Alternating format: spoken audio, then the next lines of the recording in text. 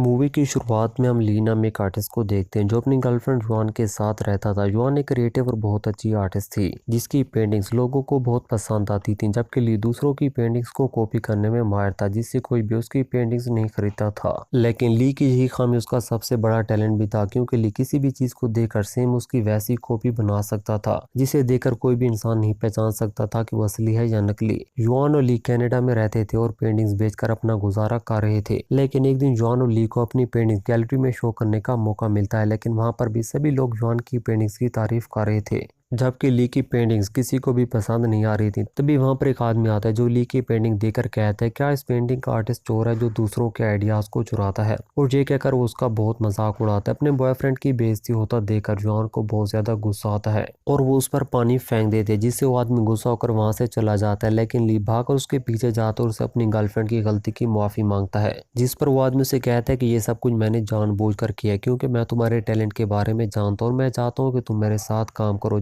जिसके बाद वो एक रेस्टोरेंट में जाते हैं और इस आदमी का नाम सैंग होता है, जहाँ ली और सैंग के बीच काफी बातें होती हैं। ली उसे अपनी डिटेल वाली पेंटिंग्स के बारे में भी बताता है, जिससे वो आदमी यानी कि सैंग ली से बहुत ज्यादा इंप्रेस होते हैं। इसके बाद वो गाड़ी में बैठकर एक वीरान जगह पर आ जाते हैं, जहाँ सैंग ली को अपना प्लान बनाते और उसे कहते हैं कि हम नकली यूएस डॉलर छापने का एक धंधा शुरू कर रहे हैं, जिसमें हम नकली यूएस डॉलर को पूरी दुनिया में भेजेंगे और बदले में उनसे असली डॉलर कमाएंगे। ये सुनकर ली एकदम से चौंक जाता है, क्योंकि ये काम पूरी तरह से लीगल था। लेकिन वो आदमी उसे समझाता है कि अगर हम इस प्लान में कामयाब हो गए तो हम रातों रात अरबपति बन जाएंगे। काफी देर सोचने के बाद ली उनके साथ काम करने के लिए मान जाता है, जहां सैंग उसे अपने गैंग के बाकी मेंबर से मिलाता है, जिनमें एक मेंबर का नाम लीवान होता है, दूसरे मेंबर का नाम जो होता है जिसे इनके डिफरेंट कलर्स के बारे में बहुत नॉलेज थी, तीसरे का कुआन होता है जो सिक्योरिटी संभालता था, और आखिरी मेंबर का नाम सैन होता है जो एक बटलर था। अब इन सबको मिलकर यूएस डॉलर की एग्जैक्ट कॉपी बनाना थी, और इस काम को पूरा करने के लिए ये सारा गैंग हांगकांग आ जाता है, जहां इनके खुफिया फैक्ट्री थी। इसके बाद सैंग ली को बताता है कि यूएस डॉलर की हूबहू कॉपी बनाना एक मुश्किल काम है, क्योंकि इस नोट में बहुत सारे सीक्रेट पैटर्न है, सिंबल है और बहुत सारी माइनर पेंटिंग्स भी हैं, जिनको रिक्रिएट करना बहुत मुश्किल है। लेकिन हम नामुमकिन को मुमकिन बनाएंगे। अब वो यूएस डॉलर की कॉपी बनाने पर काम शुरू कर देते, जहाँ उन्हें सबसे पहले इंक की प्रॉब्लम आती है,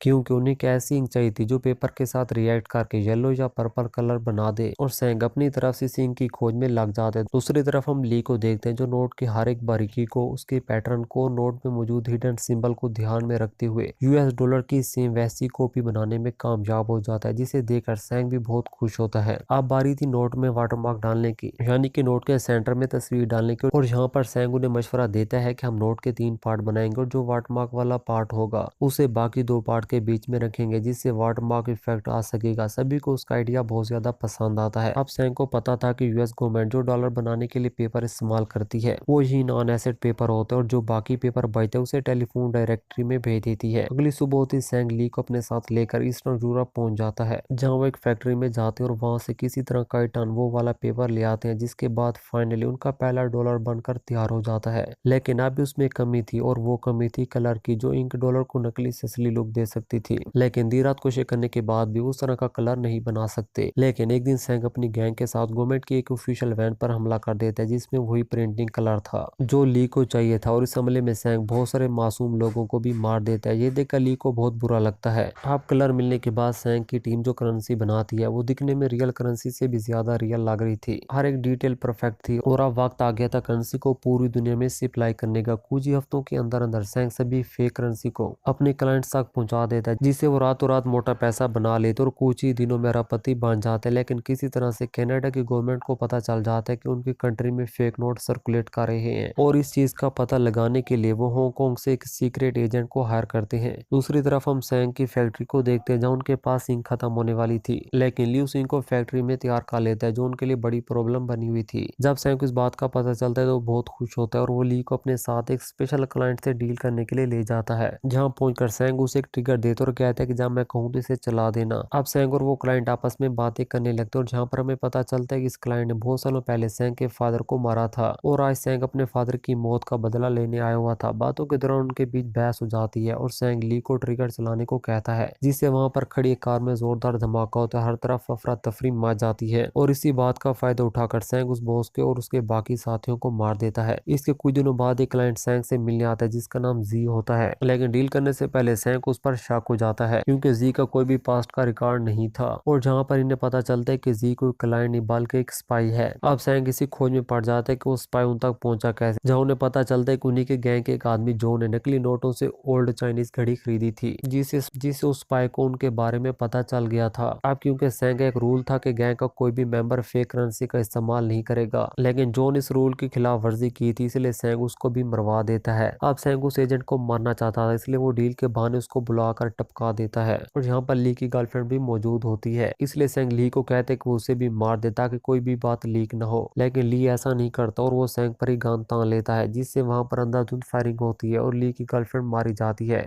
अब ली और सैंग की जिंदा बचे थे और वो दोनों भी बहुत ज्यादा जख्मी हो चुके थे। इससे पहले सैंग कुछ करता ली उसे गोली मार देता है। फायरिंग की आवाज सुनकर पुलिस भी वहां पर पहुंच जाती है और वो ली को पकड़ कर ले जाती है, लेकिन जब पुलिस वाले ली को लेकर जा रहे होते हैं तभी ली की नजर सैंग पर पड़ते जो उसे देखकर मुस्कुरा रहा था, यानी कि वो पुलिस वालों से बच निकला था और वो अभी तक जिंदा था। और यहीं पर हमारी इस मूवी का भी एंड हो जाता।